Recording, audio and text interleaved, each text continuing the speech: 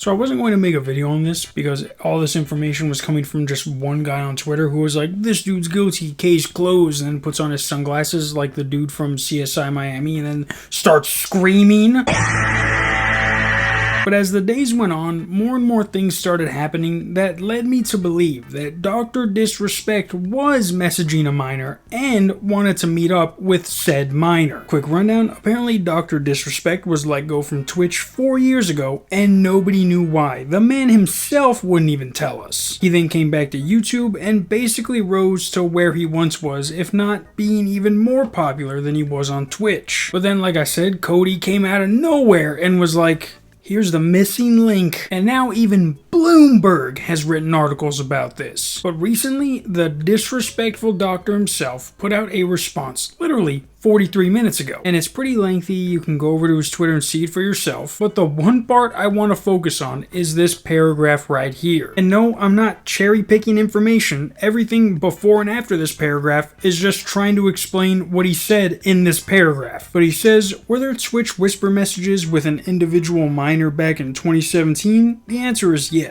Were there real intentions behind these messages? The answer is absolutely not. These were casual, mutual conversations that sometimes led too much in the direction of being inappropriate, but nothing more. Nothing illegal happened, no pictures were shared, no crimes were committed. I've never even met the individual. I went through a lengthy arbitration regarding a civil dispute with Twitch, and that case was resolved by a settlement. Let me be clear, it was not a criminal case against me, and no criminal charges have ever been brought against me. Now, from a moral standpoint, I'll absolutely take responsibility. I should have never entertained these conversations to begin with. That's on me. That's on me as an adult, a husband, and a father. It should have never happened. I get it. I'm not perfect, and I'll fucking own my shit. That was stupid.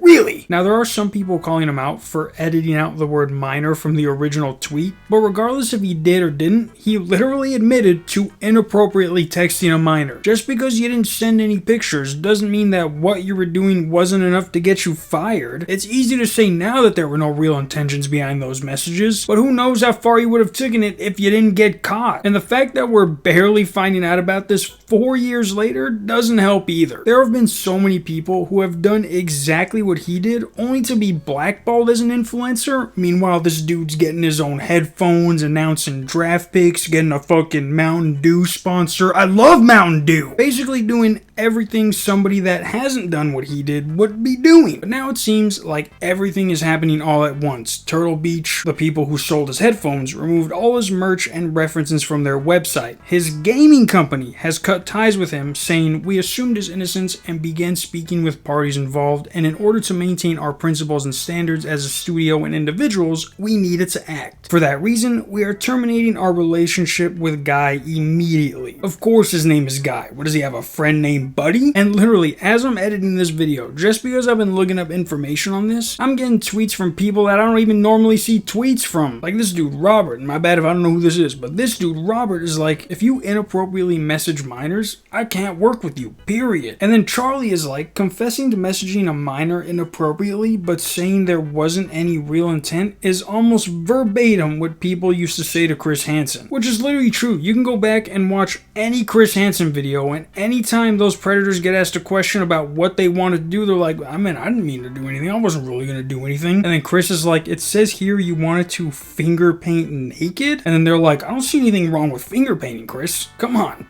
I think you're reading too much into it. You're reading between the lines too much. And also, he edited this tweet 3 times. There was no fucking way that you put out a statement like this and didn't make sure everything was correct the first time. And even putting that aside, I've seen enough influencers get canceled to know that when your company lets you go, wants to distance itself from you, basically tells you to fuck off in the nicest way, you could have said you donated $1 million to this girl at the end of your guys' conversation. That doesn't change the fact that what you did was enough to get you kicked out. And also, I want to know what dumbass Nick Merckx has to say now, because apparently we had to wait till more evidence came out. Well, dog, your friend just gave us all the evidence straight from his fucking mouth.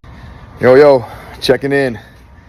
I'm seeing everything on Twitter, and I read through Doc's tweet, and in that very tweet, he basically confirms that, he was texting an underage girl. Yeah, guys, honestly, if he would have came out with this 4 years ago, he wouldn't have got that much hate. He would have gotten hate, don't get me wrong, but it wouldn't have been 4 years of hate all coming down at once. I think this is my first video that I've ever made on Dr. Disrespectful, and hopefully it's my last. See you guys tomorrow. Have peace.